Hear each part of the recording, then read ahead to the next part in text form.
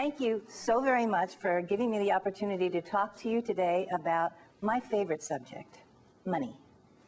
Okay. Well, let me be a little bit more clear about that. It's not just money.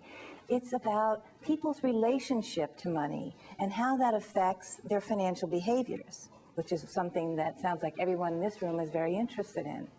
There's so many reasons why we come up with the behaviors and attitudes that we have about finances, but one of them has to do with the world as it existed when we were growing up, particularly as we become adults, that 18-year-old time frame.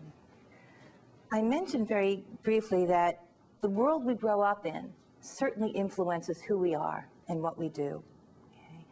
People are shaped by their environment, but they also shape their environment. That means the expectations, the social norms that we grow up with, we take them in, but we also push back against them.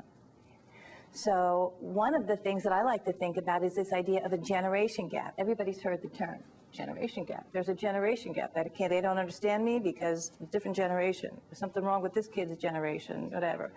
But I like to think of the generation gap as sort of shorthand for the shared life experiences that people growing up in a particular era have in common. So what separates us is not that I'm not going to grow old or you weren't once young. It's that, I like the way I say I'm the young one, but it's also this understanding that what I am comfortable with is a product of what I grew up with. So one of the things that I remember, to my embarrassment, I suppose, are harvest gold kitchens or avocado green kitchens. And that dates me in a particular era, okay? Well, that happens with all of us. How do you take that back to your jobs?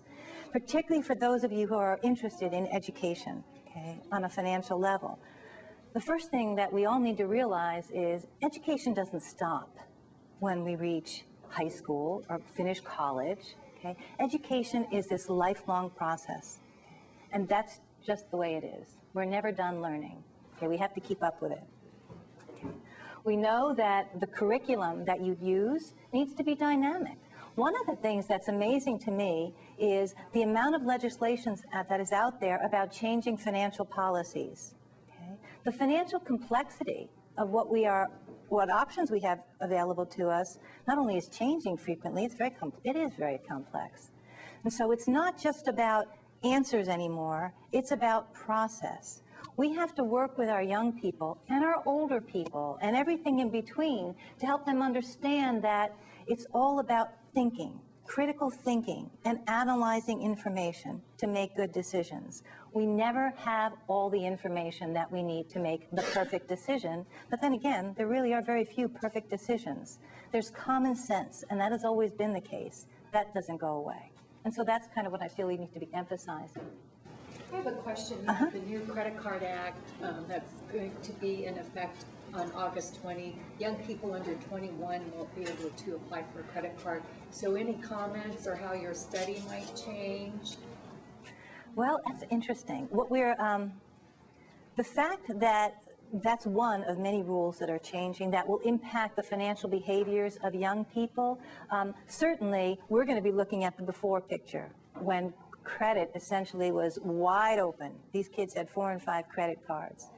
Our goal would be 2 ways. First is when we sample the students in senior year is to do a quick sample of the freshmen at that point to get a sense of how different do they look than our freshmen did in 2008. So that's one thing we're going to look at.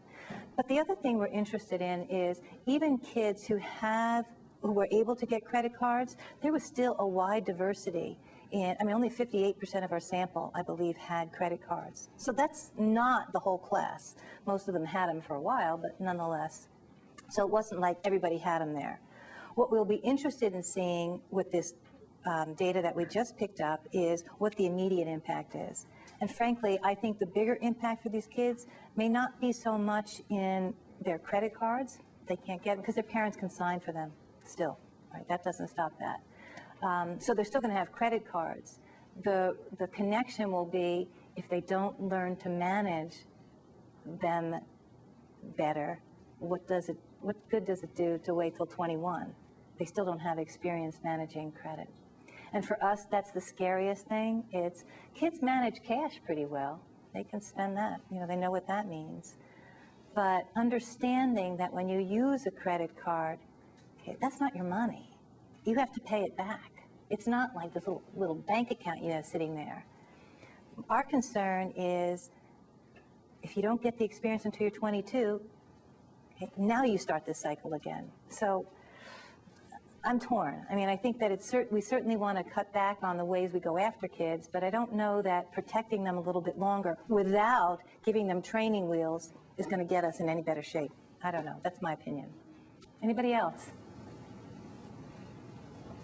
I came a little late, I apologize. Quite all right. So you may have already addressed this, but this survey that you administered, do you plan to administer it over time and track trends over time? Well, that's a very good. What we're hoping to do is administer a new version of the survey, okay, to this same group of students every couple of years. And the reason we want to do that is, if you think of it, when you do a survey, it's sort of a snapshot in time. This is what it looks like now today. What we want to see is, well, what happens when life interferes with your attitudes and behaviors? Because let's face it, life is a wonderful teacher. So we'll sample these students again when they're seniors, asking some of the same questions to see how their behaviors or attitudes have changed. We plan to, assuming we can get funding, to ask those same questions or similar questions when they get out in the work world. So when they're 24 and 11, and again when they're 30, trying to follow them up through middle age to see how much influence what went on in college had to where you ended up when you're middle age. Okay, to see the cumulative effect. Our goal would be to sample a new group of students freshman year when we do our seniors, just to get a pulse to see how different baseline-wise are they. But unless we can find a really great funding source, we won't be able to track multiple waves, essentially. But we are going to track this one group as they go through. I did have another question. Did you offer an incentive for them to complete the survey? Yes, we did. In the booklets that are sitting on the table, please make sure you have one. I think I have enough there for everyone. If not, I can get more. We go into details about what we did. But essentially, what we did with these students is we offered the first 1,000 students $10 for taking the survey. And then everybody else got $5 for taking the survey. But we also did an incentive, which was everybody who takes the survey gets their name entered into a raffle drawing for an iTouch. Okay, and we had 5 iTouches that we raffled off. So that's how we got them to, but it wasn't a ton of money because the Institutional Review Board wants to make sure we're not enticing people. So that's a reasonable thing. That was a reasonable incentive.